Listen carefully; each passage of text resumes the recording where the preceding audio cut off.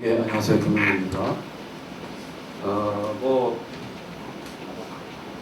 제 생각은 그렇습니다. 이게 지금 게임법이 음비계법을 답습하고 있는 거 아니냐. 그래서 실질적으로는 게임 산업 규제법 아니냐. 이런 걱정도 많이 하시고.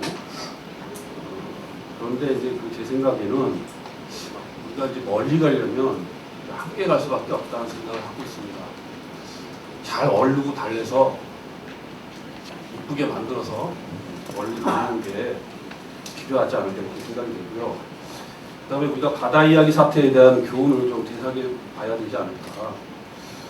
그래서 당시 그 분위기 좋았습니다. 좋았는데 바다 이야기 사태 때문에 모든 게 엎어지고, 제가 이제 그때 당시에 지금 게임법 제정하는 작업에 좀 참여하고 그랬습니다만, 그때 내부적으로 나왔던 얘기들은 지금 우리가 했던 얘기들, 자율로 가고 이렇게 좋은 얘기들 많지 않습니까?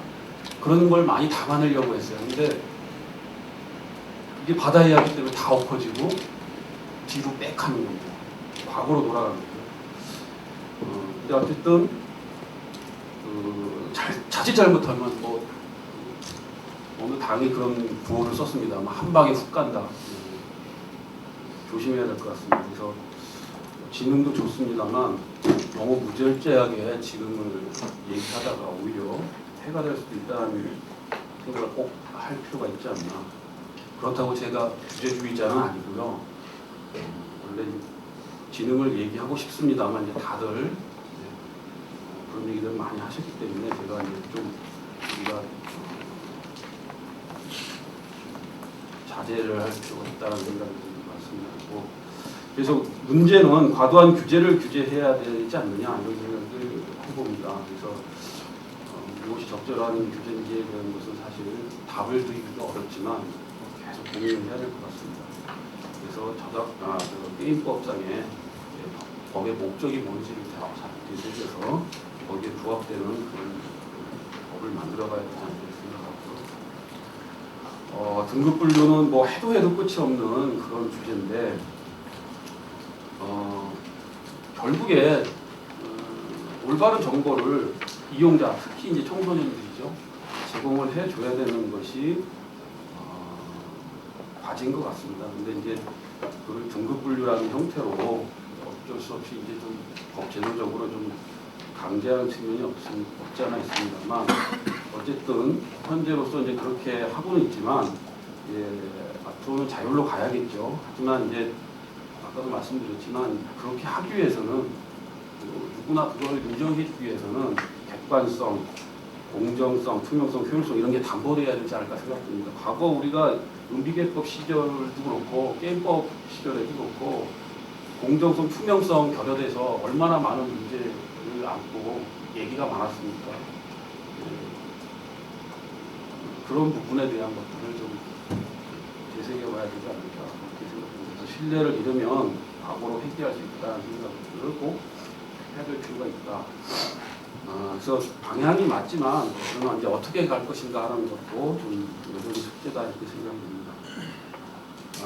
제 생각에는 지금 우리나라 형편이나 상황에서 나름대로 잘하고 있다고 생각됩니다. 원래 생각대로는 잘 가고 있지는 않지만, 그러나 이제 느리지만 제대로 가고 있다, 노력하고 있다 이렇게 생각이 되고요. 어떻게 이제 속도 조절을 할 것이냐, 어떤 방법을 취할 것이냐 하는 것에 대해서 좀 생각을 많이 해봐야 될 것 같고, 결국 수험료 지불은 불가피할 수밖에 없지 않느냐. 그래서 머리를 맞대고 시행착오 최소화할 수 있는 방안을 마련해야 될 것 같다 이렇게 생각됩니다. 그다음에 이제 특히 융합 시대에 부합하는 시스템, 이거 미리미리 좀 생각을 많이 해야 되지 않을까 이렇게 생각이 들고요. 그다음에 이제 여러 가지 문점들이 많습니다만 구체적인 것들은 그냥 넘어가도록 하겠습니다. 그다음에 이제 제가 중요하게 생각하는 것인데, 게임 문화 확산을 위해서 이제 인식 개선 전환이 필요하다. 이게 참 중요한 문제인 것 같습니다. 우리 경제 얘기할 때 경제를 경제학으로 이해할 수도 있지만, 또는 그러니까 수학적인 그런 측면에서 접근해 볼 수도 있지만, 제가 그래도 좀 듣기로는 그 경제학자분들이 많이 얘기하시는 게 결국 경제는 심리학이다. 심리가 문제다 이렇게 얘기를 합니다. 저도 지금 뭐 게임 산업을 얘기하고 게임법을 얘기하지만 결국에 이게 인식의 문제가 아닌가, 심리의 문제가 아닌가 이렇게 생각됩니다. 그래서 여전히 바다 이야기에 대한 트라우마가 남아 있어서 이게 다들 이제 불안불안한 겁니다. 뭐 지능하고 뭐 좋습니다, 좋은데 이제 저러다 저기 바다 이야기처럼 되면 어떡하지? 엎어지면 어떡하지? 이런 걱정들을 많이 하는 거죠. 그건 정책을 위반하시는 분도 있고 또 뭐 등록을 하시는 분도 있고 게임 사업자들 그렇고 이용자도 그렇고 다 그런 생각을 뭔가 이게 좀 꽁한 거 갖고 있는 거죠. 그래서 그런 부분들에 대한 것들이 남아 있어서 이게 뭔가 이렇게 자유롭지가 못합니다. 그리고 우리가 이제 뭐 게임 얘기를 하지만 결국에 이제 청소년 보호 명분이라고 하는 것들에 관해서 또는 결국에 이제 뒤집어 보면은 그거죠. 이제 입시에 이제 악영향이 미칠 것 같으니까 부모들이 게임에 대한 접근을 차단하는 거고, 그죠?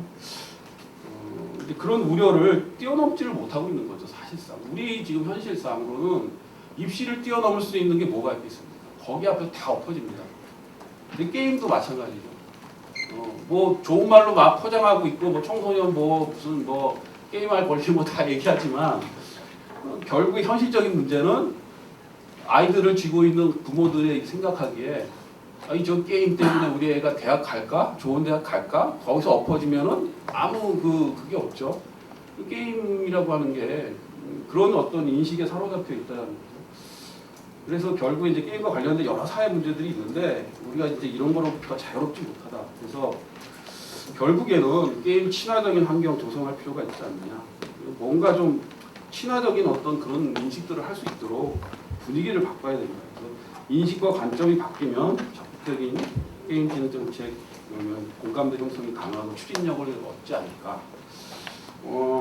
사실 지금까지 모든 그 이슈, 게임과 같은 이슈는 부정적인 이슈 프레임에 갇혀 있었습니다. 뭐 등급 분류다, 무슨 셧다운이다, 무슨 뭐 중독이다, 뭐다, 뭐 많이 그렇게 얘기하는데 여기 가만히 들여다보면은 그런 부정적 이슈의 프레임에 갇혀갖고 거기에 끌려가고 있는 모습입니다. 그러나 이제는 그런 거에 이제 갇혀 있지 말고 좀 긍정적 이슈를 좀 이렇게 적극적으로 개발하고 거기를 중심으로 해서 좀 새로운 프레임을 짜갖고 주도적으로 이끌어 나갈 필요가 있지 않느냐 이렇게 생각을 합니다. 그래서 여러 주체들이 노력을 해야 되겠죠.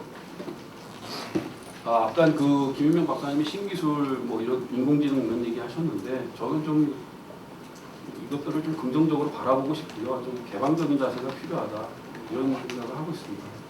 대응을 잘 해야겠죠. 우리.